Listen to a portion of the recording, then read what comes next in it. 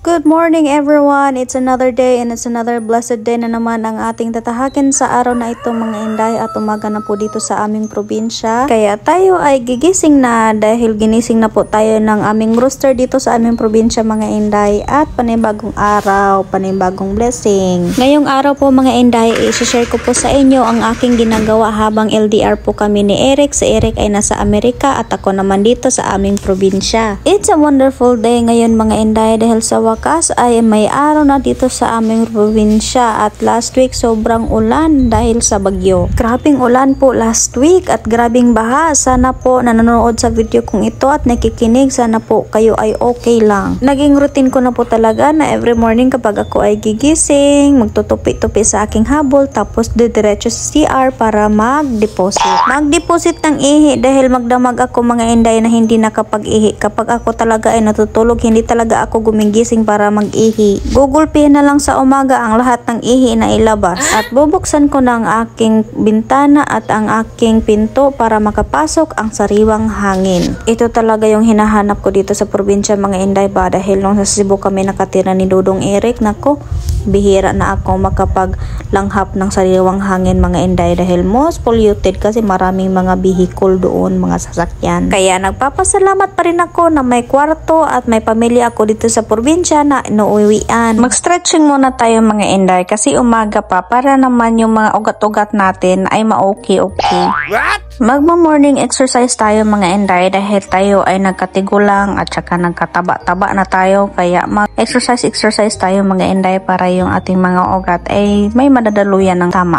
Nasasabi ko talaga mga inday na tumatanda na talaga ako kasi pagising ko sa umaga, naku, pag hindi ako nakapag-stretching, yung likod ko ang sakit. At ang concern ko ngayon mga inday is konti lang suklay ng buhok ko. Ang dami ng mga buhok na nalalagas. Grabe mga inday, yan talaga yung pinakaunang concern ko lately kasi hindi pa yan kapag nagsusuklay ako, maraming nalalagas. Hindi pa yan kapag nagsashower ako mga inday. Marami ding nalalagas kapag nagsashower ako. Hindi na ako nagpunta ng doktor para magpa-check up. Nag-research lang muna ako bakit nalalagas yung mga buhok ko. Yun pala is kulang ako sa biotin. So, ayun mga inday, nabili ako ng biotin good for skin and nails and hair. Kasi yung nail ko at saka yung mga kuko ko sa paa mga inday is nadadamage na rin siya sa palaging pagsusuot ko ng sapatos dahil ako ay nagwo-walking, nagja-jogging. So, nagpalit na lang ako ng biotin para talaga maibsan yung pangit ng paa ko. Parang hindi na paa ng babae, uy. Dahil nakasiparit man yung kwarto ko sa bahay ng papa ko, kaya pumasok ako sa bahay ng papa ko at tilabing-labing ko yung mga kapatid ko, yung pag-umangkon ko, kay morning biya na.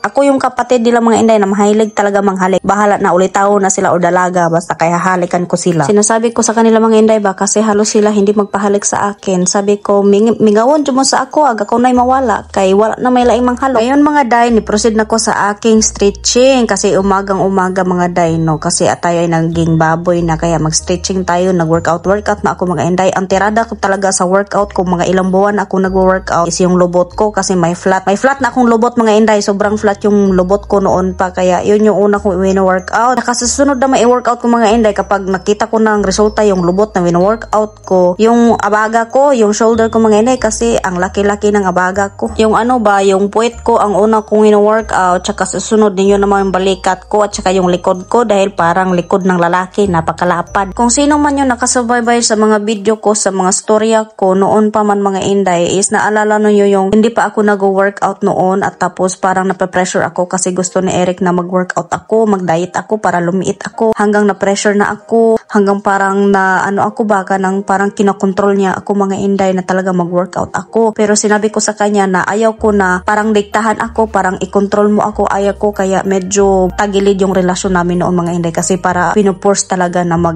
mag-exercise ako. Ngayon mga inday, hindi niya na ako pinurso na mag-exercise. Ako na talaga sa sarili ko, decision ko na talaga sa sarili ko na mag-workout ako dahil kumuha ako ng Sun Life Insurance mga inday at ang mahal ng binayaran ko. So para makabenefit ako mga inday, gusto kong humama ba yung buhay ko para makabenepisyo ako sa insurance na binabayaran ko. But sa totoo lang talaga mga inday, doon ko talaga na-realize ba na importante talaga ang health talaga sa atin at ang exercise kasi yung nagkasakit ako mga inday, may problema ako sa puso, nag-heartburn ako, yung mga shinare ko sa inyo mga inday na palagi akong pumupunta ng doktor doktor. So nag-exercise ako talaga mga inday, nagda-diet kuno to live long life, to live long healthy life mga inday. So hindi na talaga desisyon ni Eric, it's my own decision na mag-workout na. So, ayun, alam niyo ba kung ano nangyari kay Eric mga inday, na naging consistent na ako sa pag-workout. Ang saya-saya niya Dudong mga inday. Parang yung relasyon namin kahit na LDR kami is parang tumitibay na masaya siya kapag nagsisend ako ng video sa kanya mga inday na nag-workout ako. Lagi niyang tinitingnan daw mga inday, tapos sinisave niya sa kaniyang phone niya nag-workout ako. Lalo na yun kapag nag-exercise ako mga inday ba na may music, sinasabayan ko yung music, nagsasayaw-sayaw ako. Naku, masaya talaga siya mga inday kapag nakikita ng aking video na yun. Pero baka sasabihin nyo mga inday ba na nag-workout, malaki mangyapon, mataba mangyapon. Alam ko mga inday, pero nagpapasalamat na talaga ako dahil from 60 kilogram, nasa 55 ako ngayon mga inday. So, bumaba ako ng 5 kilo. Alam kong hindi madali ito mga inday, lalo na sa pagpapalose weight ko, pero I always set my mind na darating talaga ang panahon mga inday na ma-reach ko yung goal ko na maging 50 kilo mga day.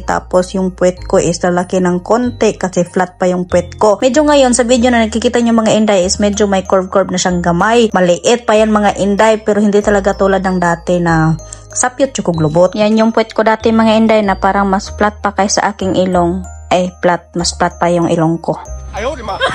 But anyway mga inday, kung tingnan nyo sa video is medyo malaki pa rin ako mga inday. Bahala na basta ako ay nakapag-enersisyo at malusog. At hindi pa nga ako tapos mag-exercise at tumawag na sa akin si Dudong Eric. Na-miss daw niya ako at gusto niya ako makita mag-exercise mga inday. Kaya tingnan yung mukha niya, palaging nakasmile. At parang pagod din si Dudong dyan mga inday kasi gabi na sa kanila at the whole day is busy siya. Marami siyang ginagawa mga inday. Ganito talaga kapag LDR, hanggang video call lang muna mga inday. At dito ang pinag-usapan namin kung paano ko mag-adjust mga inday pag ando na ako sa Amerika. Tinanong niya sa akin kung handa na ba daw ako na pumunta sa Amerika at doon mo naman nirahan ng medyo matagal mga day. At sabi ko naman sa kanya, syempre normal lang siguro na maging takot ako kasi iiwan ko ang buhay ko na nakasanayan dito sa Pilipinas. Ito talaga ang braso ko mga inday, ang laki-laki. No matter how I do exercising mga inday, yung braso ko talaga at saka yung back fat ko ang nag-iiwan na mataba talaga mga day. But anyway, I'm still on the process. Patuloy pa rin ako mga inday kahit na matagal ang epekto at saka mahirap. Go lang. At eto na nga mga inday, nag-sharing kami ni Eric tungkol sa culture ng Amerika para hindi ako ma-shock pagdating ko doon mga inday ba. Sabi niya talaga sa akin yung mga kapitbahay nila ay hindi katulad dito sa Pilipinas na more on socializing mga inday, hindi daw doon. Tsaka tayo mga Pilipino, sanay tayo mga inday na makihalubilo ng ating mga kaibigan, kapitbahay, mga kapamilya. Doon sa Amerika mga inday, bihira lang daw. Sinabi ko kay Eric, ikaw kasi dong, kasi sanay ka na maging independent, ang tagal-tagal mo na ikaw lang nakatira dyan sa bahay ninyo, sanay ka na talagang mag-isa. Kaya ako, hindi ako sanay. So pagdating ko dyan, bilhan mo lang ako ng malaking speaker at saka microphone kasi pag namimingaw ako mga inday, kakanta lang ako, mag-video ke. Malayo naman yung mga kapitbahay niya dyan sa kanilang bahay mga inday. Kaya kahit na ano dang pag-volume yung gawin ko sa karaoke ko, wala dang makarinig, hindi ako makadisturbo kasi nga nasa province side si Eric sa North Carolina. And this video po, sinend sa akin ni Eric kasi birthday ng kapatid niya,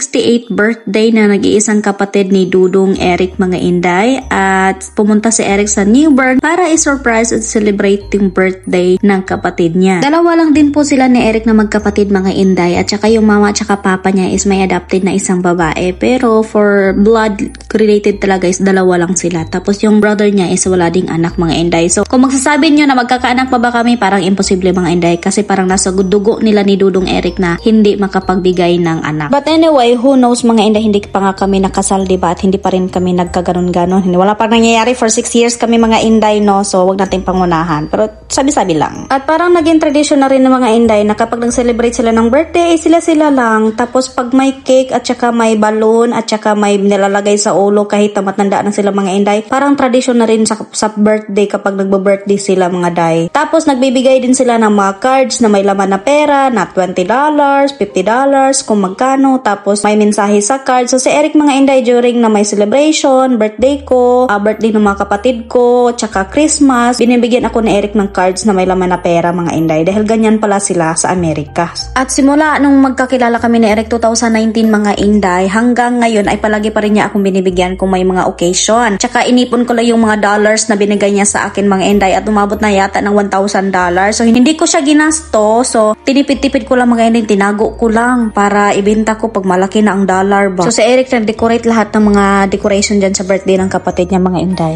At ako ay pinahanga ni Dudong Eric mga inday kasi nagbili siya ng Mercedes-Benz ng sasakyan sa Amerika para daw inag-abot na ako sa Amerika ay may magamit ako na sasakyan mga day. Ang sasakyan ni Eric sa Amerika ay yung truck, yung pick-up truck mga inday ba. Pero since kay nagpalit naman siya Mercedes-Benz, so siya muna ang nagamit mga day. Para sa akin oy kahit anong truck basta may magamit akong madriban mga inday, buti na lang marunong ako mag-drive dito sa Pilipinas. At dahil LDR kami ni Dudong Eric mga inday, ay send muna kami ng picture sa isa't isa pang update.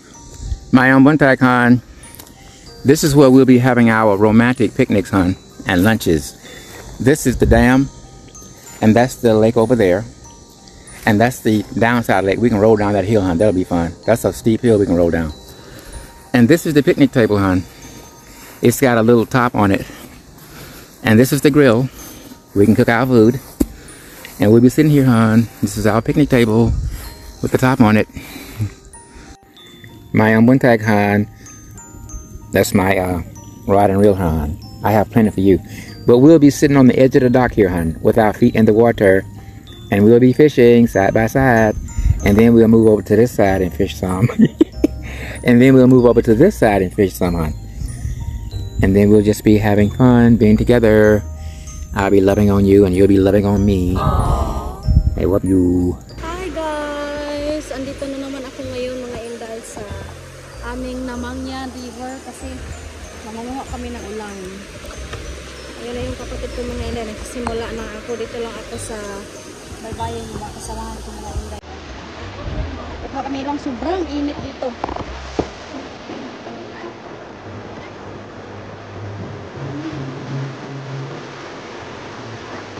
Ito yung mamimiss ko mga inday pag andun na ako sa Jumarica kasi hindi na ako makapaglaro ng ganito. Yung ano lang ba, childhood natin mga inday, hindi ko talaga yan babawalait. Sa Jumarica, sa lugar ni Eric doon mga inday, kay marami mang mga lake doon. Pero iba talaga kapag andito ka sa probinsya mo, ba kasama yung mga amiga mo, yung mga kapatid mo, masaya din.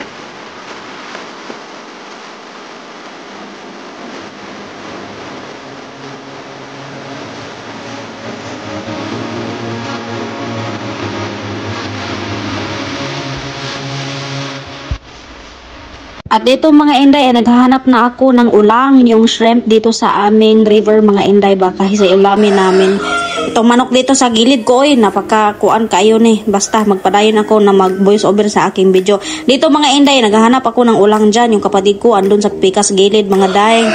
Itong ginagawa ko mga inday, ginagawa na namin to nung bata pa kami. And ngayon, it's form of entertainment mga inday ba. Wala na akong ginagawa sa bahay. Kaya nagpa-stress reliever na rin ako mga inday. Sinasabi ni Eric sa akin mga inday kung ano daw ang gagawin ko kapag nabuboard na ako sa Amerika. Kapag nagka-homesick ako mga day. Sabi ko sa kanya ay nako, tulungan mo ako doon kasi first time ako sa lugar ninyo at hindi ko alam kung anong gagawin. So sabi ko, magbili ka na lang ng speaker. Tapos bilhan mo ako ng mga seeds para itanim ko. Mag-garden lang ako para to make myself busy mga inday ba. Alam nyo ba mga inday na ang dami kong mga nakikita mga Pinay na andun sa Amerika na mas gugustuhin nila na umuwi dito sa Pilipinas kasi ibang-ibaw daw yung aura, ibang-iba daw yung buhay nila doon sa Amerika at nahihirapan daw sila. Like, no place like home talaga mga inday. Sa akin naman, nako, may experience ko din yun. Kaya, I better na iandam na ako kung kaugalingon ba, I make myself ready sa mga ganong mga senaryo kasi talagang mangyayari yan kapag andun na ako sa Jumarica. At ito na yung nakuha naming ulang mga inday. Ulang tawag sa amin dito at sa English ay shrimp. So sa lamang niya nakukuha mga inday at medyo madami ngayon ang nakuha namin. Pauwi na po kami ng aking kapatid mga inday. So 2 oras po yung panguha namin ng, anong Tagalog nito doon? Shrimp, ulang. Oh, ito na po yung nakuha namin mga inday. Libreng ulam na mga day. Pag masipag lang, libreng ulam. Ito yung pinakamalaki. Huy, hindi pa yan hugasan. Ay, abang dyan eh, kikilawan na. Oh, yung iba pero hindi ko kaya nakilawin to mga inday kasi kailangan talagang lutuin kasi hindi accepted ng tiyan ko na kumain ng raw. Kailangan talaga lutuin. Pagkatapos naming lutuin yung shrimp na nakuha namin mga inday, ay ayan, sabay-sabay kaming kumain sa labas ng bahay sa aking mga pamilya. Nag-usap-usap kami ng papa ko, ng mga kapatid ko, kung ando na ako sa Amerika, ano kayang maging buhay ko, ganun mga inday. Iba't iba lang pinag-usapan namin, banding mga dayba. At dahil nagising na si Dudong Eric mga inday, ay tuloy ang aming chikahan, tuloy-tuloy ang aming pag-uusap mga inday tungkol sa aming future kung kami ay magkasama na sa Amerika. Pag umaga na sa ila ni Eric mga inday, dito naman sa Pilipinas ay gabi. Kaya medyo inaantok na ako dyan mga inday, kaya yung hitsura ko dyan ay parang lumaki yung ilong ko na para bang inaantok na ako kasi para akong nakakapoy ba, napagod ako sa ginagawa ko kayong araw mga inday, kaya pagpasensyahan nyo yung hitsura ko dyan. Dito ko na lang ikanta yung kanta ng dito ay umaga at dyan ay gabi, ang oras natin ay magkasalungan, aking hapunan ay yung umagahan, at kahit na anong mangyari, balang araw ay makakapiling ka. Charot, sinubukan ko lang inday mag-record ng dalawa kong boses, no? Nakakamiss ba namang kumanta mga inday? Hindi pa nga ako nakaredy ng aking sarili, na-miss ko ng kumanta kaya kumanta agad ako mga inday kahit tabunggag yung buhok ko. Ganito talaga mga inday kapag long distance relationship, diba? Mag-adjust sa oras kasi iba't iba kami ng oras mga inday as long as may time kami sa isa't isa. Maraming mga tao nagsasabi na lolo ko lang siya or papa ko lang siya dahil sa agwat ng edad namin mga inday. But anyway, age doesn't matter kung kami talaga ay nagkakaintindihan sa isa't isa. Minsan talaga ay nawo-worry ko lang mga inday kapag masama yung pakiramdam ni Eric at kapag umatake yung asthma niya. Alam ko naman kung paano umatake yung asthma niya dahil ang andito siya sa Pilipinas, kung paano ko siya aalagaan. At ngayon sa Amerika na siya mag-isa mga inday at may pagkakataon na aatakihin siya ng kanyang asthma, doon na lang ako nagwo-worry mga inday. Pero good thing naman kasi very independent naman si Dudong Eric. Alam niya kung paano i-handle ang sarili niya. Sa pagkakataong ito mga inday, ay tinanong ko si Eric kung gaano pa siya ka%